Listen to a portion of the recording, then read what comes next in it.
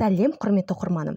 Бұл видеода өміріміздің ең маңызды құрамдас бөлігі жайлы айтамыз. Бүгін біз сіздің өміріңіздегі ең керемет қарым-қатынастарды орнататын боламыз. Тақырыпты отбасыға, жақын адамдарымызға, қарым-қатынастарға арнайтын боламыз. Видеоға лайк басып, каналға жазылып, қоңыраушаны басыңыз. Бұл деген сіздің маған айтқан алғысыңыз деп түсінетін боламын. Табысқа жетер жолда көбінесе жақын адамдарымыз зардап шегеді. Мойындайықшы, жақын адамдарымызға біз дұрыс уақыт бөле алмаймыз. Олар бәрін түсінеді ғой деп есептейміз. Көп ақша тапқымыз келеді, көп ақша табу үшін көп жұмыс жасаймыз. Ойлаңызшы, соңғы рет қашан отбасыңызбен серуенге шықтыңыз? Әйеліңізге соңғы рет қашан гүл сыйладыңыз? Немесе күйеуіңізге қашан тосын сый жасадыңыз? Балаңызбен қашан сол балаңыз ойнағысы келетін ойынды ойнадыңыз? Қашан соңғы рет ата-анаңызға оларды жақсы көретініңізді айттыңыз? Қаншалықты алғыс білдірдіңіз? Сонымен дәл бүгін ара қатынасымызды дұрыстау үшін біз не істей аламыз? Соны айтайық. Ең бастысы, кейінге қалдырмаңыз. Дәл қазіргі уақыттан бастаңыз. Біріншісі, жақын адамдарыңыздың жақсы қасиеттерін жазып шығыңыз.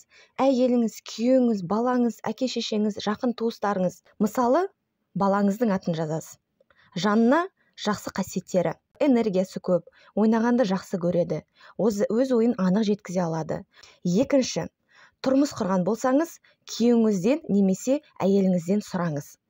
Біліп алыңыз, қарым-қатынаста не нәрсеге ол мұқтаж? Ол үшін сіз күнделікті не жасай аласыз? Осы сұрақтарды басқа да жақын адамдарыңызға қойып шығыңыз. Айтылған өтініштерін орындауға тырысыңыз. Үшінші, жақын адамдарыңызға дәл қазір телефонмен звондап хабарласыңыз. Сүйікті адамыңызға, балаларға, әпке, ағаларыңызға хабарласып, оларды қалай қатты жақсы көретініңізді, олардың бойында қандай қасиет сізге ұнайтынын айтсаңыз болады. Егер хабарласа алмасаңыз, SMS жіберіңіз. Бұл сіздің көп уақытыңызды алмайды ғой. Төртінші, отбасы уақытын анықтаңыз. Мысалы, кешкі отбасылық ас болуы мүмкін. Сол уақытта бір-бірлеріңізге жаңа жаңалықтарыңызбен бөлісесіз. Ішкі сырларыңызды айтып, ақыл кеңеспен алмасатын боласыздар. Бұл ережені қандай жағдай болса да бұзбау керек. Бесінші, 25 жылдан аса отасқан бақытты отбасылардың қалай махаббат пен гармонияны сақтауға болатынын анықтау.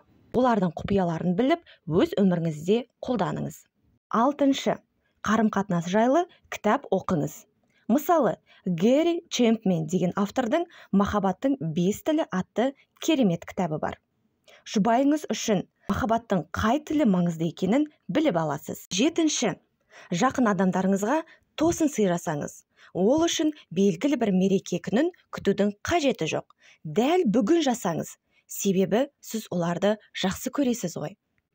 Сегізінші, қарым-қатынаста лидер болыңыз және жауапкершілікті алып үйреніңіз. Есіңізде болсын, кез келген келіспеушілік жағдайда екі жақта кінәлі болады. Тоғызыншы, осы аптада кездесу ұйымдастырыңыз. Сіз күйеуіңізбен немесе әйеліңізбен қанша уақыт бірге отасқаныңыз маңызды емес. Осы кездесу сіздер үшін ең керемет кездесу болсын. Соңғысы, өзіңізге ереже етіп алыңыз. Міндетті түрде қарым-қатынас жайлы кітап оқыңыз. Осы тақырыпқа байланысты бағдарлама көруге, жақындарға тосын сый жасауды бір айға анықтап алыңыз. Осыны есіңізде сақтап, өзіңізге әдет, ереже етіп алыңыз. Бұл тізімді қалауыңыз бойынша толықтырсаңыз болады. Тағы қандай іс-әрекетіңізбен жақын адамдарыңызға қуаныш сыйлай аласыз? Бүгін, ертең және осы бір жылға. Құрметті оқырманым, видео ұнаса лайк басып, каналға жазылып, қоңыраушаны басыңыз. Келесі видеоларда бұдан да пайдалы ақпараттармен бөлісетін боламын.